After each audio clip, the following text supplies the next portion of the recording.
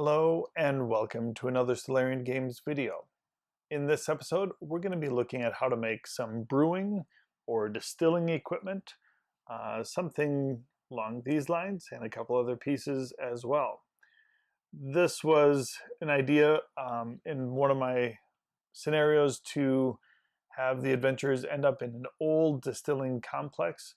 It was a dwarven distilling complex buried underground, and it was being used for some other purpose, but I wanted to make some distilling or brewing equipment that could be used in a number of other scenarios in the future as well. So I just made these to look like they're old, aged, not necessarily decrepit. It could be a functional distillery in another setting, but for these they were not functional, so either way it works. So let's go to the table and see how these are done. Okay, for this craft I'm going to try something a little bit different. I used some blue painter's tape and stuck it around a whole lineup of matchsticks, and I'm going to use a ruler to mark out some cut lines.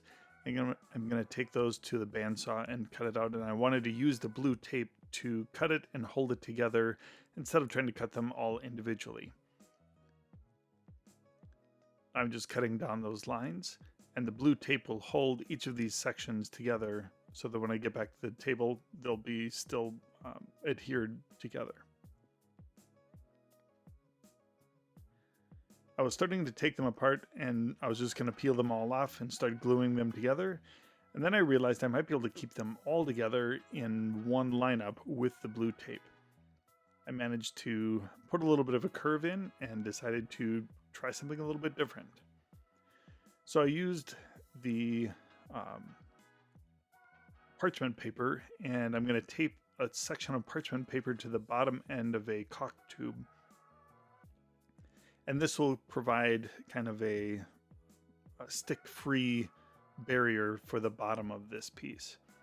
Just going to put that down on another section of parchment paper, and then use a ring of hot glue and just attaching those taped on sections while they're still adhered to the blue tape. This method worked kind of remarkably well. I was pretty happy with how this turned out, and kind of an accidental discovery as I was going along. Then I just pull off the blue tape after the hot glue is fully cured, and I have my section that I wanted all together. I'm cutting out some small strips of cardstock and gluing those around the edge of those matchsticks to create kind of the binding for this mash barrel.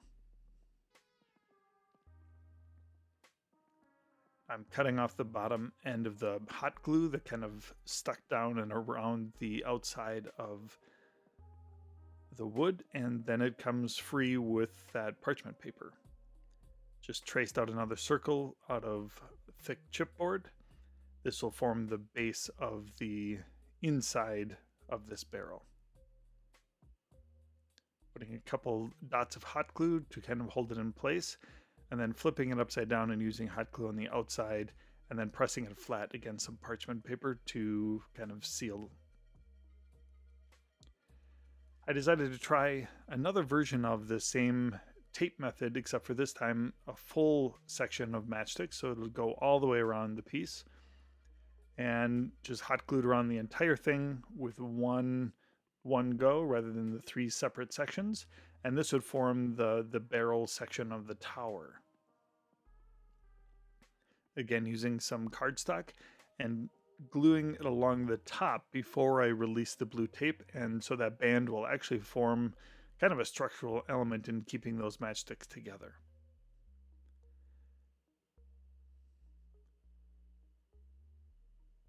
Then adding some small sections on the inside of the barrel. These will form kind of the holders for the top chipboard circle. Once that's in place, then I just hot glued that in, and I left enough room to put wood over the top of it. Another section of matchsticks with the masking tape.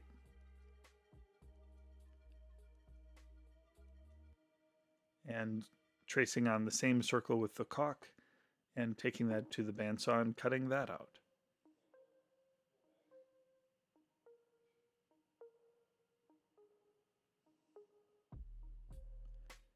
I'm freeing up one side of the tape, putting some hot glue down, and putting the matchsticks into place.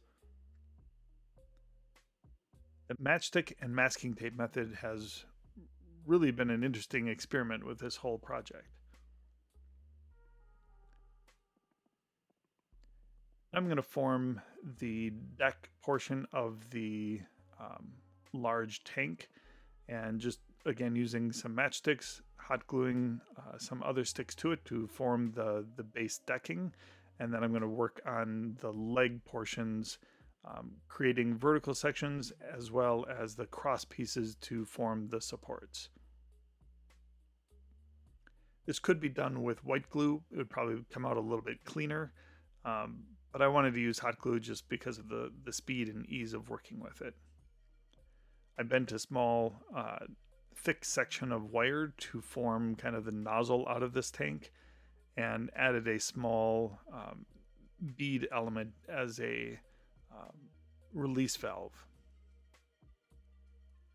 Super gluing that into place. I'm forming the ladder just using 2 matchsticks and some cut smaller sections of matchsticks that I split down the middle to be a little bit narrower so they wouldn't be thick like a regular matchstick would be. And then gluing that onto the side of the base. Now I'm going to start working on the distilling equipment. I'm using a spent CO2 container and cutting off the round edge as well as the nozzle end, and I'll file these down so that we don't have any of the rough edges from the hacksaw. I'm putting a chunk of dowel on the inside and hot gluing it on both ends so it'll form kind of the distilling pot for the distillery portion.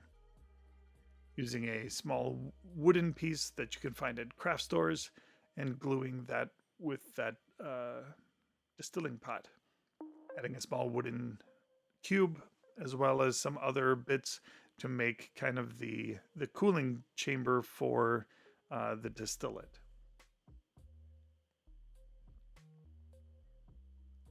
Now I'm using a googly eye. I like the shape of the top of that for this little section side chamber, and gluing that into place after removing the actual eye so it didn't rattle around. I'm drilling through that and into the distilling section and putting a small thin section of wire between them.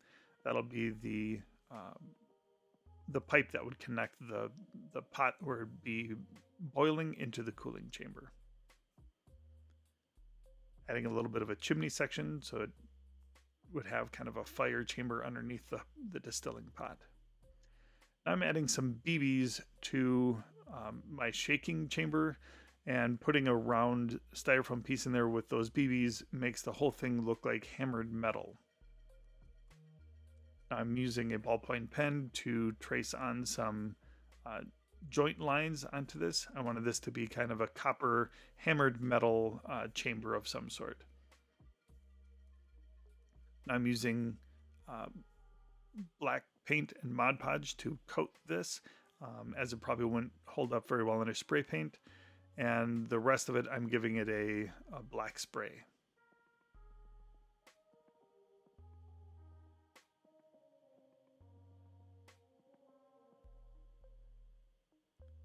Once that's done, then I'm coming along with some dark brown and coating the sections that needed to have a dark brown base.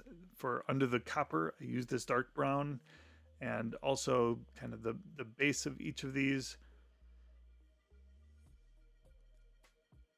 Then I'm using that copper color.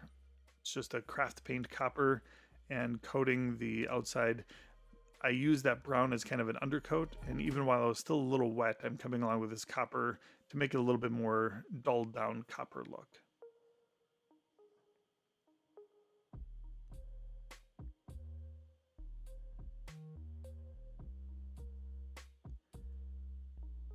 Next, we're going to use a dark brown house paint on all of the barrel sections.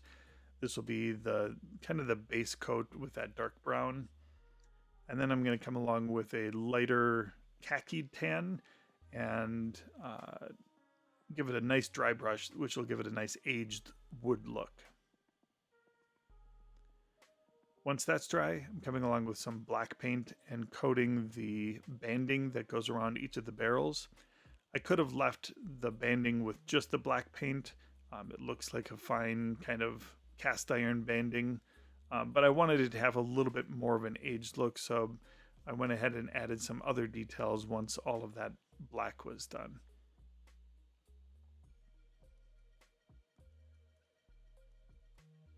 Adding some metal details to different portions.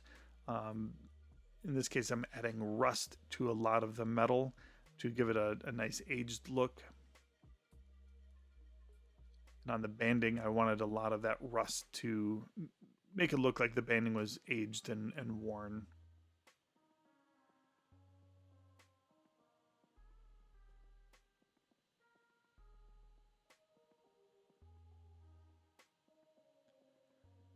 Then I also added some small silver metal just to give it a little bit more of a metallic look. And the last step was just gluing on that tank to the bottom. I wanted to paint those separate to give one section stone and one section the metal color. So here's the final product. This one was a really interesting project because it used so many matchsticks, which I'm not really used to using all that much of.